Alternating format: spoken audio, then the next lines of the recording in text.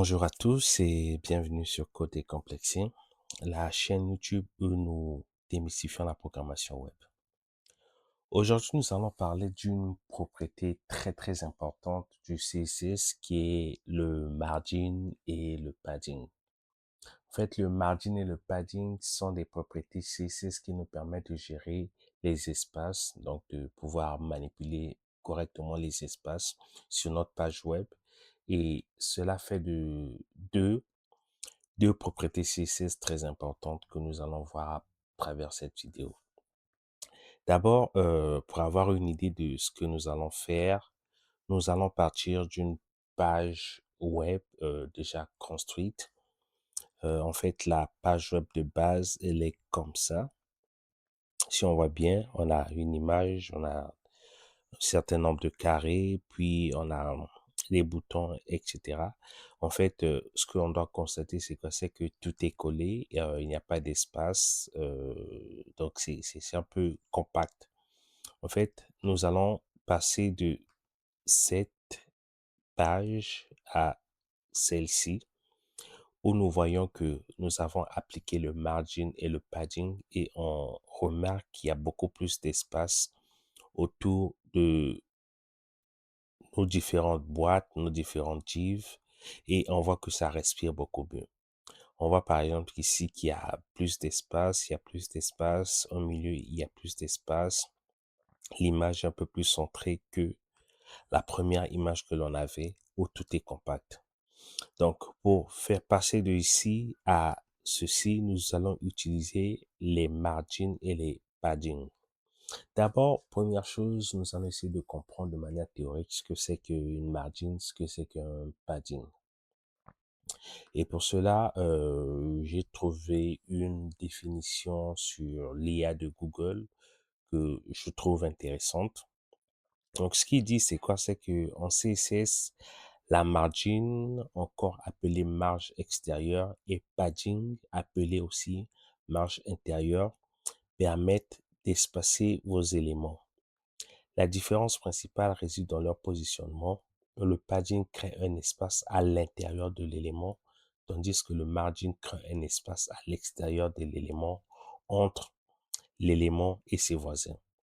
Donc, c'est vraiment la chose que l'on doit comprendre.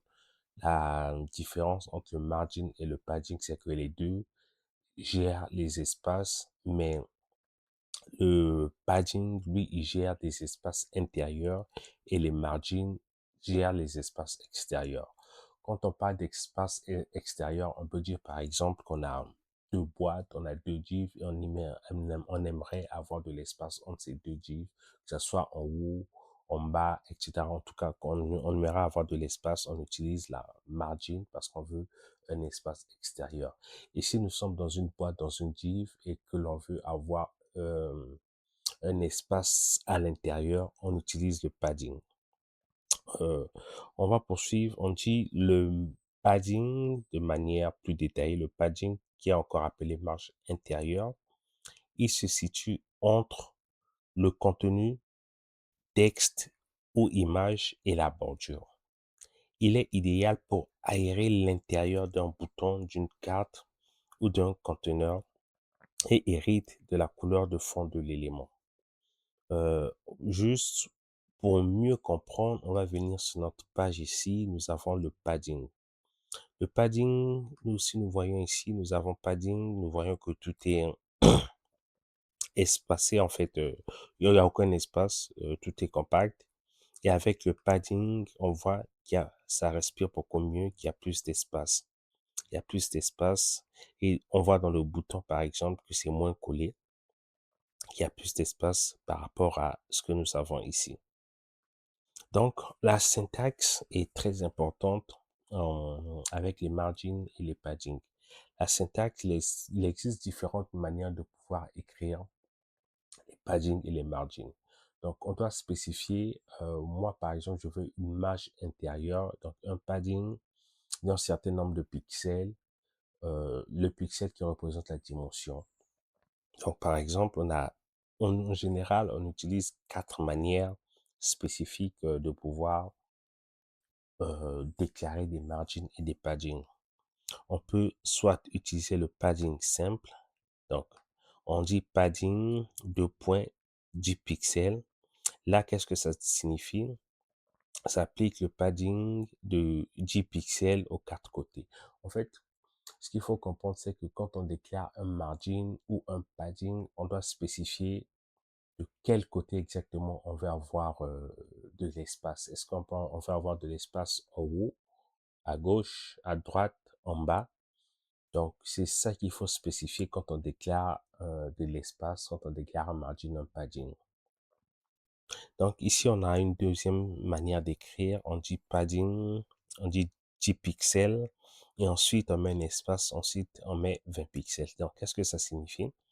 Ça signifie qu'on a 10 pixels en haut et en bas, et 20 pixels à gauche et à droite. Nous avons une troisième manière d'écrire. Le padding, ça s'applique autant au padding qu'au margin. C'est que on veut dire le padding, on spécifie le nombre d'espace que l'on veut avoir, le nombre de pixels d'espace qu'on va avoir en haut, à droite, en bas, pardon, en haut, à droite, en bas, à gauche. Donc, on spécifie toutes ces quatre valeurs si on veut avoir des espaces différents. Et encore, on peut spécifier euh, par propriété. On peut dire, par exemple, moi, je veux que le padding top, que tu veux mettre 15 pixels, padding right, 20 pixels, etc. Donc, on a quatre propriétés que l'on peut utiliser. Padding top, padding right, padding bottom, padding left. Ensuite, nous allons aller sur l'explication des margins. Donc, il y a la marge extérieure. Donc là, le margin ou la margin, elle se situe à l'extérieur de la bordure. Elle est utilisée pour séparer les éléments entre eux. Par exemple, espacer un paragraphe d'un titre et n'a pas de couleur de fond. La syntaxe est la même que pour les margins. On peut par exemple dire margin de 10 pixels, cela applique 10 pixels de marge aux quatre côtés. Ou encore, on peut dire margin de 0, puis on dit auto. Qu'est-ce que ça fait? C'est que ça centre horizontalement un élément de type bloc ayant une largeur définie. C'est très important. Donc, ça, c'est une commande que l'on peut utiliser si l'on veut centrer un élément, mais de type bloc uniquement. Et les propriétés associées à la margin, comme sont les mêmes que celles de, de, de, de padding. On peut avoir une margin top, une margin right, une margin bottom, une margin left. Donc, ce qu'on doit vraiment comprendre, c'est quoi? C'est que lorsqu'on veut définir des espaces, nous devons spécifier les espaces où est-ce que nous voulons les mettre exactement. Est-ce que nous voulons les mettre en haut, à gauche, à droite, en bas? Nous devons spécifier cela. Et en fait, le dernier point que l'IA nous propose, c'est que c'est l'effet sur la taille totale, donc ce box model. Donc, par défaut, l'utilisation du padding augmente la taille physique de la boîte sur votre page. Pour un contrôle plus efficace, il est recommandé d'utiliser la propriété box sizing, border box ensuite. Donc, box sizing 2 border box.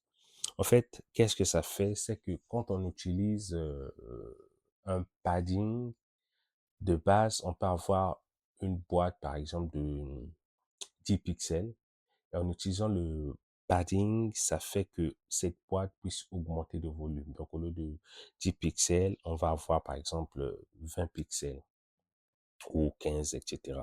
Donc, pour éviter cela, pour que on n'ait pas des problèmes de taille physique, en fait, quand on utilise le padding, qu'on travaille sur la bonne taille de la boîte, nous devons ajouter la propriété box sizing 2 border box. Alors, nous allons mettre tout cela en pratique pour avoir une meilleure idée parce que je pense que de manière pratique, c'est parfois beaucoup plus simple, beaucoup plus recommandé, en tout cas, beaucoup plus intéressant d'avoir une idée de ce que l'on peut faire. Donc, comme je l'ai dit, nous allons passer de ce modèle-là, excusez-moi, ce modèle tout compact à un modèle beaucoup plus espacé. Et donc, pour cela, nous avons un dossier sur lequel nous allons travailler. Le dossier se trouve dans, dans bureau chez moi. Ensuite, CSS. Voilà le dossier sur lequel nous allons travailler. Donc, nous allons ouvrir ce dossier à partir de Visual Studio Code et puis nous allons faire les changements ensemble pour pouvoir espacer ce document. Donc, pour cela, nous allons faire un clic droit sur le dossier, ouvrir le terminal et aller sur Visual Studio Code en tapant code. Alors, qu'est-ce que ça fait? Ça nous ouvre de manière automatique le dossier sur lequel nous voulons travailler. En fait, ceci est un code que j'ai déjà monté, donc nous allons pas faire dans cette vidéo la partie HTML et CSS. Nous allons faire du CSS, mais uniquement ajouter les propriétés margin et padding. Et le HTML et le CSS de base est déjà fait. Et même, par exemple, si vous voulez utiliser le même fichier que moi, dans la description, il y a un lien qui ramène vers GitHub pour pouvoir télécharger le même code que celui que j'utilise. Donc, vous pouvez utiliser le même code pour pouvoir faire les changements que vous voulez ou appliquer les mêmes changements que moi, par exemple. Donc, en gros, nous allons passer rapidement sur ce code HTML. On a le code HTML de base. On a juste un head dans lequel on lit notre fichier CSS. Ensuite, nous avons un header dans lequel nous avons une image.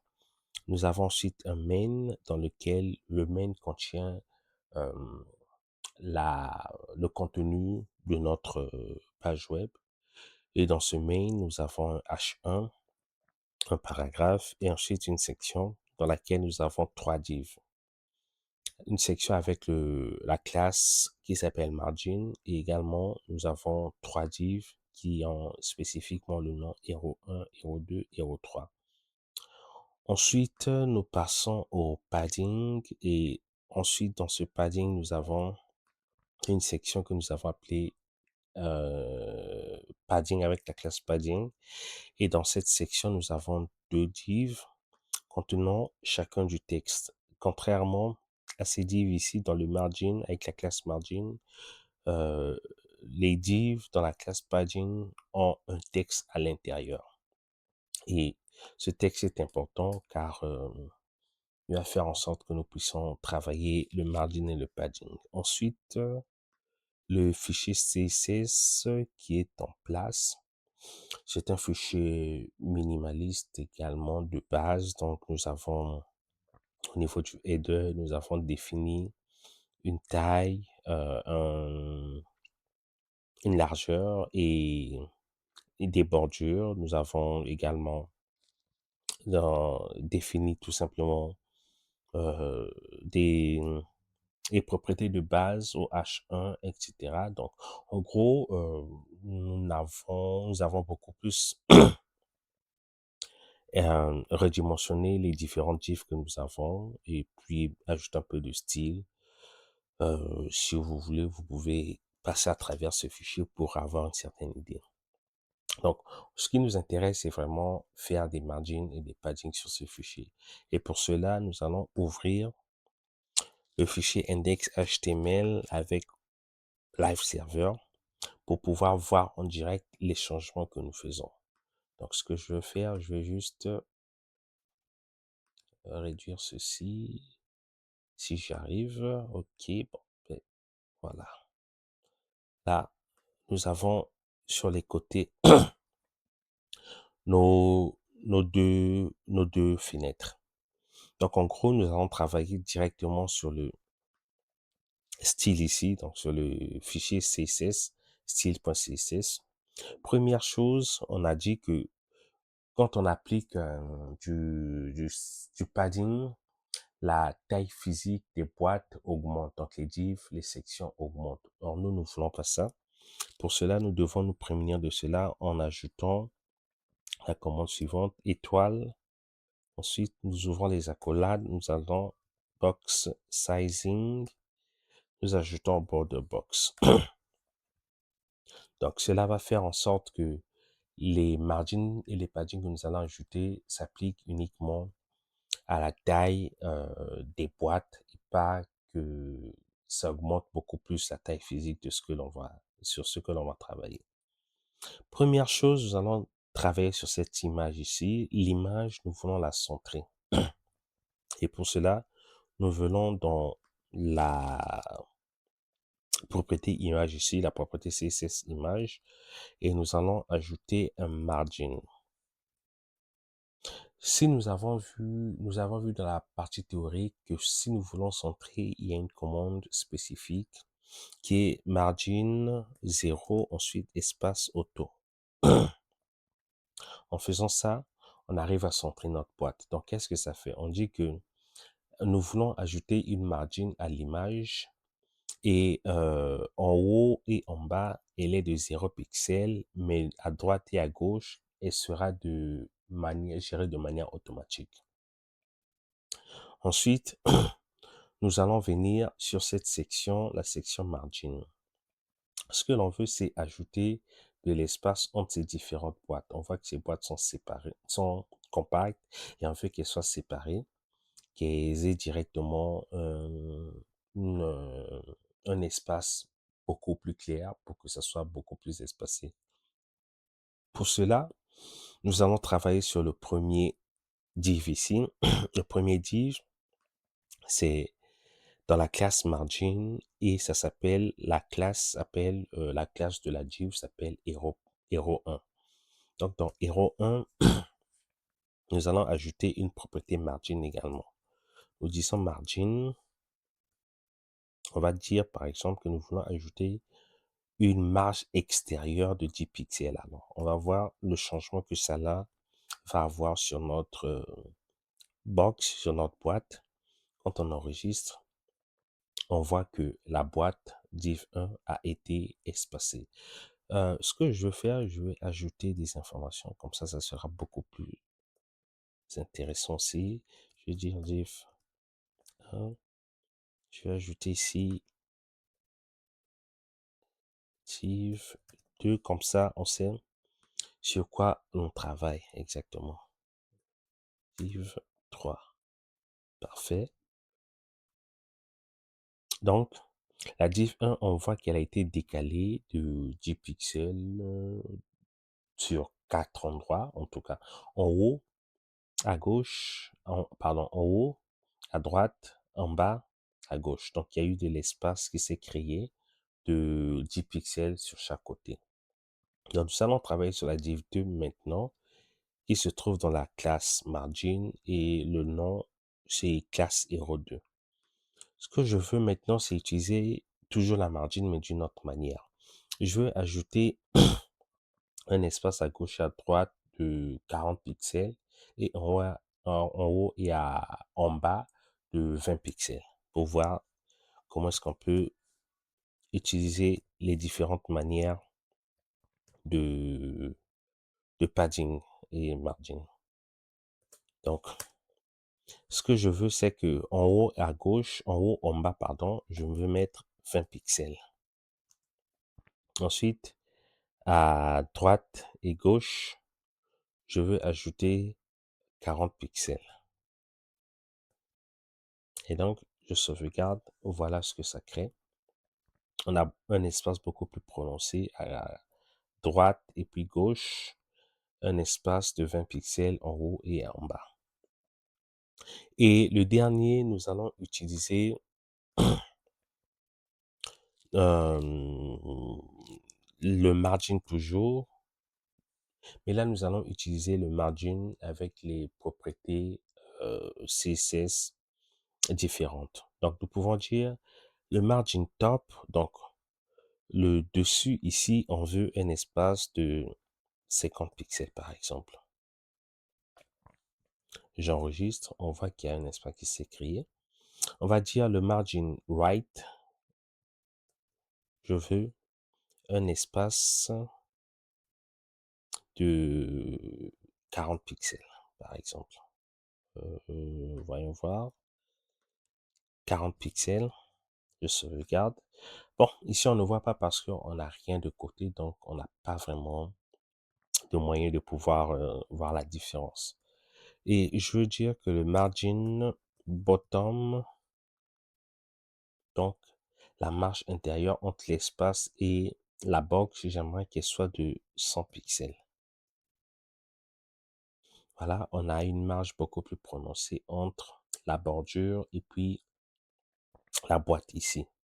Ensuite, la marge entre cette bordure gauche et la div complètement, je veux avoir une marge, donc on dit margin left, on va dire de 60 pixels. On va voir qu'il y a de l'espace beaucoup plus prononcé entre cette bordure et la boîte. Voilà, nous avons vu les propriétés CSS sur les margins. En gros, c'est beaucoup plus celle que l'on utilise. Et on peut également avoir une autre manière de faire. Mais avant, nous allons partir sur les paddings. Donc, nous allons donc passer au niveau du padding. Nous allons travailler sur cette partie ici. Ce que l'on veut, c'est que l'on veut espacer, par exemple, ces deux boîtes ici, P1 et P2. Donc, nous venons dans la classe padding, puis la classe P1, nous ajoutons, première chose, c'est que nous voulons espacer les boîtes. Donc, nous ne voulons pas espacer le padding, mais nous voulons travailler encore sur le margin. Je vais vous montrer une autre propriété que l'on peut utiliser. Donc, la propriété s'appelle margin. Je me mets sur la classe P1 de notre padding. Si on vient ici, nous avons classe P1 qui se trouve dans le padding, dans la classe padding. Donc, nous allons travailler sur la classe P1 et nous allons ajouter un margin. Ce que je veux, c'est quoi? C'est que j'aimerais ajouter une marge, une marge extérieure de 20 pixels en haut et 20 pixels en bas, 0 pixels à gauche et à droite. Nous avons une autre manière de pouvoir le faire. Nous allons dire 20 pixels en haut, 0 pixels à droite, 20 pixels en bas et 0 pixels à gauche. Donc, en faisant ça, nous avons notre espace qui s'est créé ici.